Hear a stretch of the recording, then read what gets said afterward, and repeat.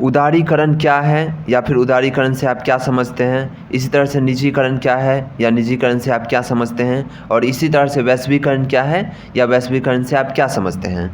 ये प्रश्न एग्जामिनर का बहुत ही ज़्यादा फेवरेट है, जो कि सब्जेक्टिव में कई बार पूछ चुका है। आप क्वेश्चन बैंक देख सकते हैं। तो चलिए एक इसका शानदार उत्तर आपको मैं बताता हूं, जिसे लिखकर आप पूरे के पूरे नंबर प्राप्त कर सकते हैं। संदर्भ को समझने के लिए यहाँ ध्यान दीजिए। जुलाई 1991 ईस्वी में देश की आर्थिक विकास की गति को बढ़ावा देने के लिए भारत सरकार ने 3 नई नीति उदारीकरण, निजीकरण एवं वैश्वीकरण को अपनाई, जिसे नई आर्थिक नीति के नाम से जाना जाता है। अगर आपको प्रश्न ये देखने को मिल जाए कि नई आर्थिक नीति से आप क्या समझते हैं, तो इसे आप लिख सकते हैं। फिलहाल आप अभी इसका स्क्रीनशॉट लीजिए और चलिए अगले प्रश्न पे चलते हैं। निजीकरण क्या है।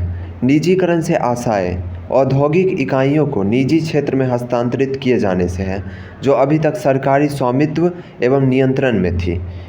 मतलब आप ऐसे समझिए कि अभी हाल फिलहाल में जैसे सरकार ने एयर इंडिया को क्या किया है, टाटा को बेच दिया है। तो एयर इंडिया पहले सरकारी कंपनी थी, अब निजी कंपनी के हाथों में चला गया, वो प्राइवेट कंपनी के हाथ में। तो ये क्या हो गया, निजीकरण का एक उदाहरण हो गया।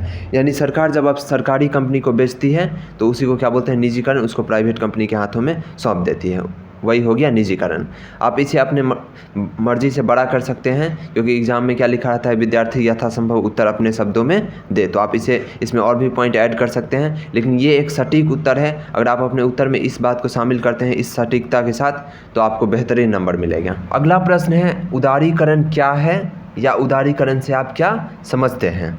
उदारीकरण से आशय व्यवसाय तथा उद्योग पर लगे प्रतिबंध को कम करना है, ताकि अनावश्यक प्रतिबंधों को समाप्त किया जा सके।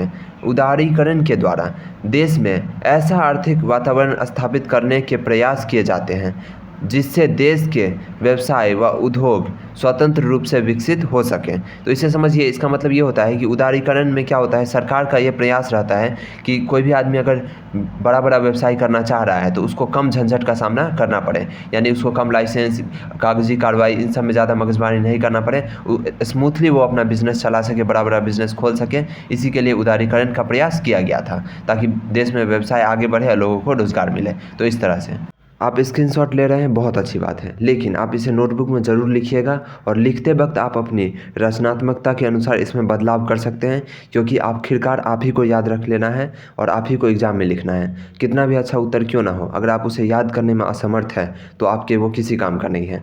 तो इसको ज़रूर लिखिएगा, और क्योंकि फ़ोन में पड़ा ही रह जाएगा स्क्रीनशॉट और एग्ज़ाम निकल जाएगा। और थोड़ा सा अपने अंगूठा को कष्ट दीजिए और वीडियो को लाइक और चैनल को सब्सक्राइब ज़रूर कीजिए। अब चलिए इस उत्तर को पढ़ते हैं। वैश्वीकरण क्या है या वैश्वीकरण से आप क्या समझते हैं। वैश्वीकरण में संपूर्ण विश्व को एक बाजार का रूप प्रदान किया जाता है। वैश्वीकरण से आशय विश्व अर्थव्यवस्था में आए खुलेपन, बढ़ती हुई पारस्परिक निर्भरता तथा आर्थिक एकीकरण के फैलाव से है। दूसरे शब्दों में, विश्व की अर्थव्यवस्था का देश की अर्थव्यवस्था के साथ जोड़ना वैश्वीकरण कहलाता है। तो आप इसको इस तरह से याद कर सकते हैं। कुल मिला के मतलब यह है कि वैश्वीकरण में क्या होता है, संपूर्ण विश्व की अर्थव्यवस्था को खोल दिया जाता है। कोई भी बाहर की कंपनी देश में आके व्यापार कर सकती है, अपना सामान बेच सकती है, जैसे कि आज के दौर में हो रहा है। पेप्सी, कोका कोला, ये सब क्या विदेशी कंपनी है और धड़ल्ले से भारत में बेचती है। अगर आप वैश्वीकरण इस चैप्टर को अच्छे तरीके से पढ़ना चाहते हैं तो आप इस वीडियो को देख सकते हैं, और इसमें लाइन बाय लाइन एनसीईआरटी को पढ़ाया गया है। अगर आप क्लास 10th के स्टूडेंट हैं तो ये वीडियो आपके लिए है, ज़रूर देखिए। क्लास 10th इकोनॉमिक्स का बहुत लगभग सभी चैप्टर लाइन बाय लाइन पढ़ा दिया गया है एनसीईआरटी बुक से। लाइन बाय लाइन पढ़ने का यही फ़ायदा होता है एनसीईआरटी से कि आपका एक भी ऑब्जेक्टिव नहीं छूटेगा और आपका नॉलेज में इजाफा होगा, वो तो एकदम निश्चित है।